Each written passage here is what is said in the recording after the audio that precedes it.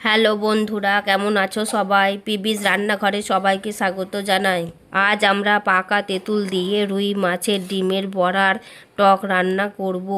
মাছের ডিমের বড়ার টক বানাতে আমাদের লাগবে তেঁতুল, মাছের ডিম, বেসন, লঙ্কা, কালো জিরে আর চিনি, আর লাগবে সাদা তেল আর লবণ। একটা বাটিতে মাছের ডিম নিয়ে নিয়েছি, তাতে পরিমাণ মতো বেসন নিয়ে নিয়েছি এবং পরিমাণ মতো লবণ দিয়ে বেসনটাকে ভালো করে হাত দিয়ে ফেটিয়ে নেব। রান্নার ভিডিওটা ভালো লাগলে অবশ্যই লাইক, কমেন্ট ও শেয়ার করবে এবং সাবস্ক্রাইব করে আমাদের চ্যানেলের পাশে থাকবে। বন্ধুরা, তোমরা কে কে রুই মাছের ডিমের বড়ার টক খেতে পছন্দ করো তা অবশ্যই কমেন্ট করে জানাবে। মাছের ডিম ও বেসন ভালোভাবে ফেটানো হয়ে গেছে। চলো তাহলে মাছের ডিমটাকে কড়াইতে ভেজে ফেলি। প্রথমেই কড়াইয়ে সাদা তেল দেওয়া হলো এবং তেল গরম হয়ে গেলে মাছের ডিমকে গোল গোল আকারে তেলের মধ্যে ছেড়ে দিতে হবে।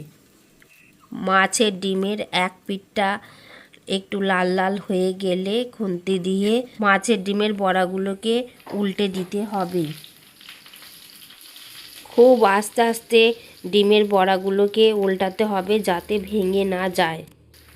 বাড়িতে তোমরা অবশ্যই একবার মাছের ডিমের বড়ার এই রেসিপিটা ট্রাই করে দেখবে। আমার তো মাছের ডিমের বড়া ও তার টক খেতে খুবই ভালো লাগে। মাছের ডিমের বড়াগুলো বেশ ভালোভাবে ভাজা হয়ে গেছে। এবার খুন্তি দিয়ে মাছের ডিমের বড়াগুলো একটা পাত্রের মধ্যে তুলে নেব। চলো তাহলে এবার মেন রান্নায় প্রবেশ করি। কড়াইতে পরিমাণ মতো সাদা তেল দিয়ে দিলাম, তারপর দুটো লঙ্কা দিয়ে দিলাম, কালো জিরের ফোড়ন দিলাম, সামান্য হলুদ গুঁড়ো দিয়ে দিলাম আর আদা বাটা ও জিরে বাটা সামান্য পরিমাণে দিয়ে দিলাম। খুন্তি দিয়ে ভালোভাবে নাড়াচাড়া করে সামান্য পরিমাণ তেঁতুলের জল দিয়ে ভালোভাবে কষিয়ে নিতে হবে।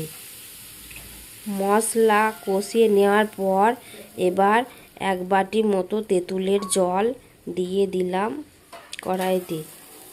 খুন্তি দিয়ে ভালোভাবে তেঁতুলের ঝোলটাকে নাড়াচাড়া করার পর 2 চামচ মতো চিনি দিয়ে দিলাম, তারপর ঢাকনা দিয়ে ঢেকে দিলাম খানিকক্ষণ ফোটার জন্য। খানিকক্ষণ বাদে ঢাকনা খুলে দেখলাম তেঁতুলের ঝোলটা বেশ ভালোভাবে ফুটতে আরম্ভ করেছে। এবার তাতে ভেজে রাখা মাছের ডিমের বড়াগুলো আস্তে আস্তে সবকটা তুলে দিলাম এবং খুন্তি দিয়ে ভালোভাবে নাড়াচাড়া করার পরে পরিমাণ মতো লবণ দিয়ে দিলাম। এবার মিনিট 10 জন্য কড়াইটা ঢাকনা দিয়ে ঢেকে দিলাম তেঁতুলের ঝোলটা ভালোভাবে ফোটার জন্য। 10 মিনিট পর ঢাকনা খুলে দেখলাম বেশ ভালোভাবে আমাদের মাছের ডিমের বড়ার টক সুন্দরভাবে হয়ে গেছে। এবার মাছের ডিমের বড়ার টককে একটা পাত্রের মধ্যে কড়াই থেকে আস্তে আস্তে ঢেলে নিলাম। রান্নার ভিডিওটা দেখার জন্য ধন্যবাদ বন্ধুরা। পরের দিন আবার একটা নতুন রেসিপি নিয়ে তোমাদের সামনে হাজির হব। ততক্ষণ ভালো থেকো, সুস্থ থেকো।